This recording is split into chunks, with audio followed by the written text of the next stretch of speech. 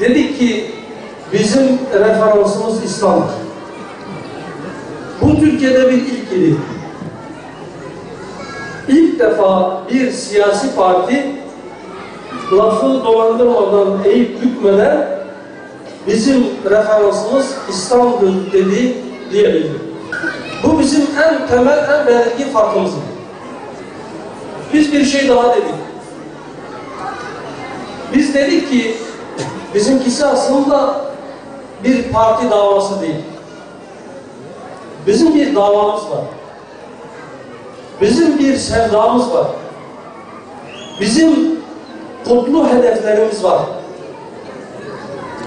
Bizimkisi parti davası değil, dava partisidir dedik.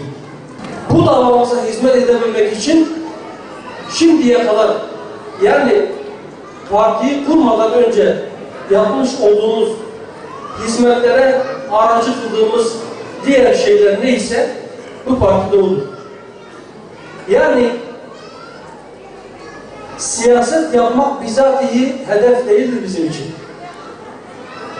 Siyaset yapmak suretiyle ulaşılması imkan dahilinde olan makamlar, belediye başkanlığı, milletvekilliği, bakanlık, başbakanlık, cumhurbaşkanlığı bizim için hedef değil, amaç değil.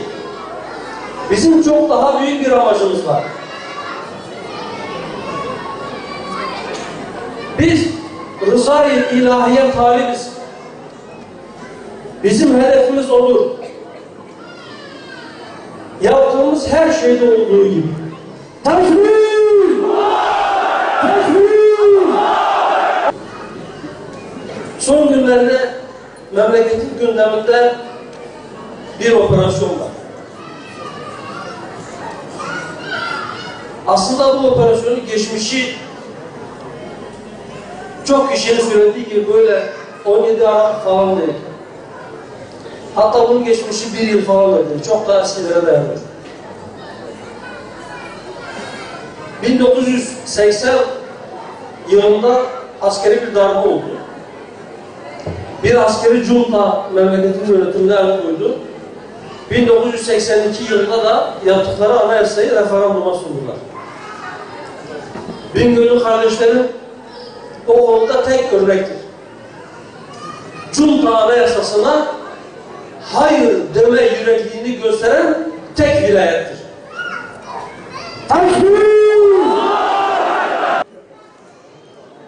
Daha sonra bir postmodern darbe oldu. 28 Şubat. Geçtiğimiz birkaç ay içerisinde 28 Şubat'la ilgili bazı tutuklamalar oldu. Malumunuzdur.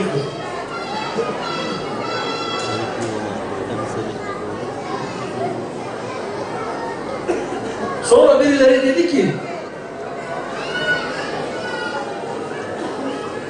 ben cezaevindeki o yaşlı başlı adamları görünce benim yüreğim parçalanıyor. Elimde olsa hepsini bırakıyorum. Bu bir mesajdı. O mesaj yerini buldu. Şu anda 28 Şubat davasında bir tek tutuklu yok. Biliyor musunuz? Memleketi ne hale getirdiler? 28 Şubat sürecinde adeta bütün kesimleriyle birlikte dindar insanlara şu cemaat bu cemaat farkı gözetmeksizin kan kusurdular. Memurlar işinden oldu. Öğrenciler okullarından oldu. Birkaç ayda tutukluktan sonra birisinin ciğeri yandı, hepsi tahliye oldu. Adalet mekanizmasına bakar mısınız? Şimdi bu operasyonun bununla bağlantısı yok mu? Talimatla bir memleketin insanların malını ve canını korumakla yükümlü olan emniyet kuvvetleri eğer 14-15 ay veya 2 yıl birilerini takip ediyorsa, iddiaya göre bunların da ciddi miktarlarda yolsuzluk yaptığını görüyorsa, operasyon düğmesine basmak için niye bu kadar bekler? Bu vesileyle bizim buradan hükümete de çağrımız şudur. bu musibeti, bu operasyonları fırsata çevirebilirler. Neyin fırsatına? Çevrelerinde çöreklenmiş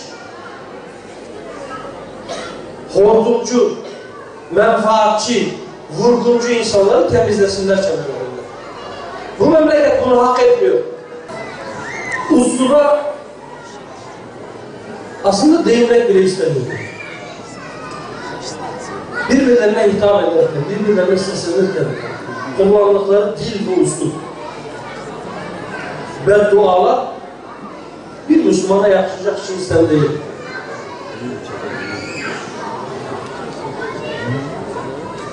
...1948'den beri her gün Filistinli Müslümanlara zulmeden Yahudilere bile böyle bir beddua ettiklerine bir şahit olmadı. Şahit olan var mı? 28 Şubat sürecinde örtüsünden dolayı yaka paça okulların kapılarından sürüklenerek çekilen, zorla başları açılan, başlarındaki örtüler alınan bacılarımıza bu muameleyi yapanlara böyle bir beddua edenler rastladınız mı? O cenahta. O zaman mesele başkadır. O zaman mesele menfaat meselesidir. Bizim çok sık tekrar ettiğimiz şeylerden bir tanesi şudur. Biz asla şahsi menfaatlerimizi veya grup menfaatlerimizi, parti menfaatlerimizi memleket menfaatlerinin önüne geçirmeyiz. Bizim aleyhimize bile olsa biz adaleti ayaklar altına almayız. Hakkın hatırı âlidir üstadımızın dediği gibi, başka hakklara feda edilmez.